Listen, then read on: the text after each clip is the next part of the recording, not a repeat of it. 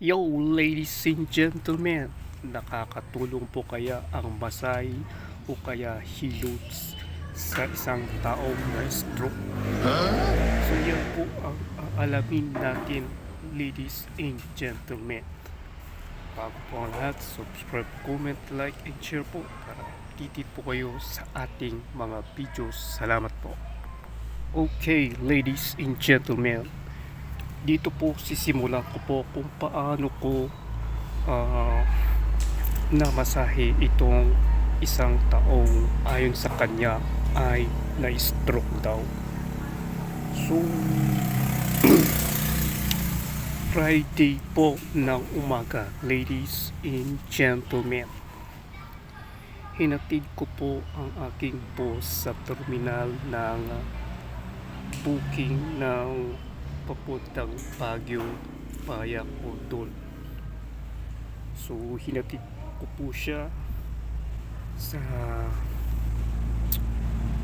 booking ko ng tour doon papunta doon sa Baguio, ladies and gentlemen.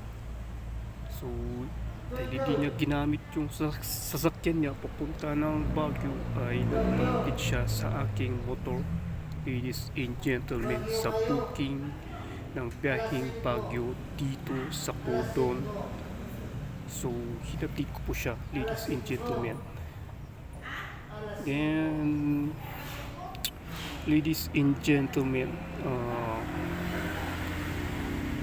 maalala ko po nung bumiyahe ako ng Baguio noon, kung saan bumiyahe ako sa Baguio para kunin ko ang motor, ay bago po inabot ang aking bayad sa dito sa taong minamasahe ko na itong tagapantay ng booking sa Cordon, ay isinabay ko ang aking flyers, ladies and gentlemen. Ngayon, dahil nagkataon na nagkita kami ulit sa booking, ay sabi niya sa akin ay magpapamasahe daw po siya. So ayan na po. Bali ang masahe ko na ito sa kanya ay pangatlong beses na po. Yung unang masahe ko ay nag-videoan po siya, then pangalawa wala pong video. Ito po ay pangatlong masahe ko at pangalawang video po ito, ladies and gentlemen. So ngayon, sa masaheng ginawa ko siya, sabi niya, nung unang masahe ko sa kanya, sabi niya balik daw ako kinabukasan. Okay, pwede pa naman ako bumalik kasi wala pa yung boss ko. So then after that, sabi niya balik ako ulit kinabukasan. Kaya ayan, bumalik po ako ulit. So ladies and gentlemen, mukha yatang naginhawahan siya sa masahe ko. Nakarelax yata siya. Kaya parang gusto niya ang masahe na everyday, ladies and gentlemen. So ayan, minamasahe ko po siya. So minamasahe ko po sa may likuran. So ayan, dyan ako sa likod, minamasahe ko sa kanya ang likuran. So ang application na ginagawa ko dyan ay Swedish at medyo may kasamang hilot. So deep penetrating massage po ang ginagawa ko sa kanya. At syempre sabihin natin magaan ang aking pero malalim ang naaabot ng aking masahe, kaya ng aking hilot. Kaya sila nagiginhawaan. Nare-reach na aking kamay, na aking daliri kung saan ito nagmamasahe, kung saan bahagi ng katawan. Kaya siguro siya relax, naginhawaan. At ito, pangatlong masahe na po ito, ladies and gentlemen. So ayan, Sa masahe ko na yan, nasa bandang likod po ako, ladies and gentlemen. So, dahil sa tingin ko ay nakakatulong sa kanya yung masahe, may kamay, may kasamang kilo, ay talagang gustong gusto niyang magpamasahe.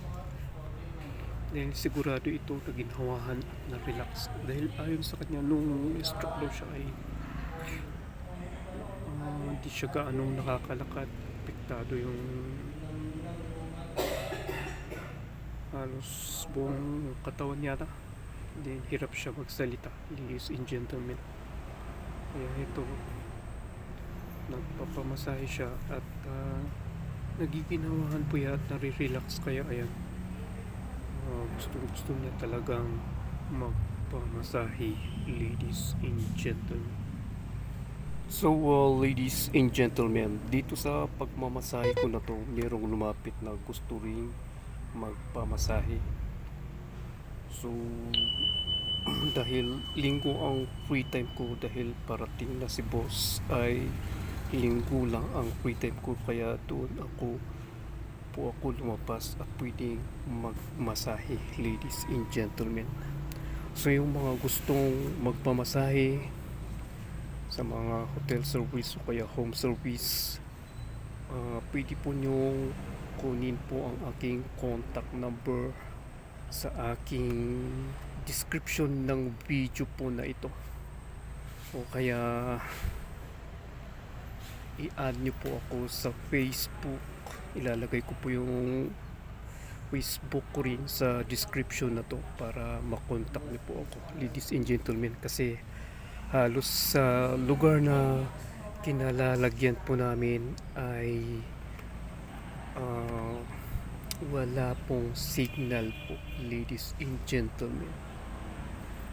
So yan po, ladies and gentlemen.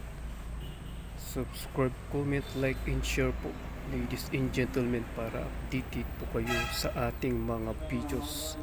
So ibig sabihin lamang po ito na ang masahe o kaya hilot ay nakakatulong po sa mga na-stroke, ladies and gentlemen.